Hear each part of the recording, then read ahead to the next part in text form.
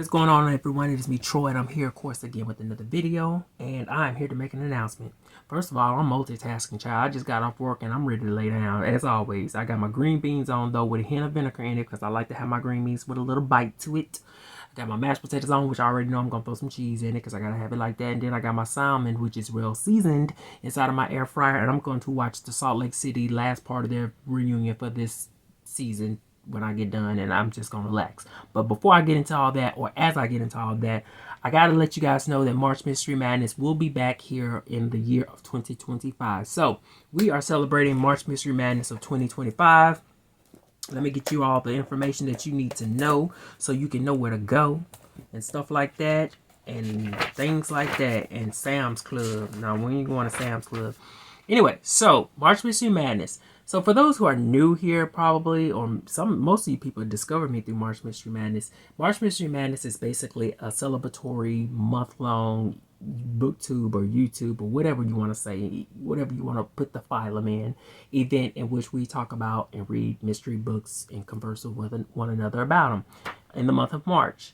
It's been going on for about 10 years now, and that's very significant in the fact that 10 is the theme of this year in regards to the fact that that it's going to be the 10th anniversary March Mystery Madness, in which you have 3 different paths to choose your own adventure, celebrating the decades and decades and decades and years of mystery. So the first path is a deep dive. You can take any decade within whatever time frame, whatever era, and dedicate yourself to reading mystery books within that specific decade. Now, as many of you guys know, one of my favorites is like the golden age of mysteries. I am a golden age, I will say junkie, but I don't get high. But I'm a golden age reader. I love golden age. I love me some Dorothy L. Sayers, even though I need to read every single book in that series, her Peter Wimsey series that I have left to finish. I was about to try to give myself away there. And but yeah, that's just it. One example that they listed here is like, say, the 1920s. You can read mystery books that were all published within the 1920s to celebrate, that decades-long or publishing event or what have you. I don't know. Y'all know what I'm saying. I'm hungry, okay? So that's number one. It's a path, as you can choose your path to go through a deep dive. Path number 2 is travel through the publishing decades, and that corresponds to something like reading mysteries published in a variety of decades. So you can say, I want to read one mystery that was published in the 1920s, one that was published in the 30s, the 40s, the 50s, the 60s, the 70s, 80s, however you want to do it. That is one of the paths that you can choose. The third and final path is take a contemporary trip through the decades, and that means read mysteries published within the past 10 years. Child, I've been on here longer than that, so I done already probably covered that.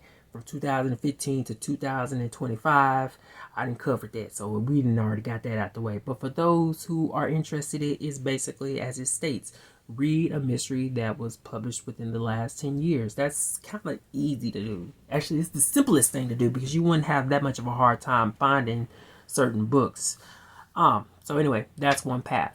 The final path is a bonus path, and it is in remembrance and celebration of a once prime March Mystery Madness host by the name of Scott Bryant. He was a part of the Bookish Bryants, was consisted of him and his wife, but unfortunately he passed away last year. I think like at the end of May, early June-ish. And so one of the options here is to read a book in remembrance of him and his presence in the March Mystery Madness extravaganza. That's, a lot of people who are familiar with him know what his taste when it comes to the subgenre of mysteries were, and this is the perfect opportunity for you to remember him by reading something that he would have loved to read or have shared that he loved reading. So with that out of the way, now we have to do the little social media parts with the host. So of course the creator of this is Elizabeth at Elizabeth or Lizzie Faye Reed Loves Books. I'll put all these links down below to these people's channels. But the social media coordinator, I'm going to list here. The Discord administrator is Dice at Dice's Hearts 1941. Sorry. So she is responsible or looking over the social media as the Discord forum. The Instagram administrator is Jen over at Remembered Reads, which of course I'll plug in a link to her channel down below as well. So as it concerns the hosts, a lot of these are recurring. I see Courtney at Cortagonist. I see Ollie at Cremali Blog, if I said that right. I'm hungry, okay? I see Beth at Elizabeth Tyree Soul Stained Ink. I see Stormy at Stormy Reads. I see Tiffany at The Beach Bum Bookworm. I see Sarah at The Bookish Knitter. And Tim, of course, at Tim's Reading Room. So those are your hosts. You got 7 plus Elizabeth plus Di plus Jen. You can go anywhere and talk to anybody about a variety of different mystery books that you like to read. So y'all get out on the playground. Just don't get out on the playground in your good clothes. Put your play clothes on when you do that. So anyway, guys, that's it. I just want to make sure that I did my part in announcing March Mystery Madness of 2025. Kind of weird, not weird, but kind of amazing actually that it is still running.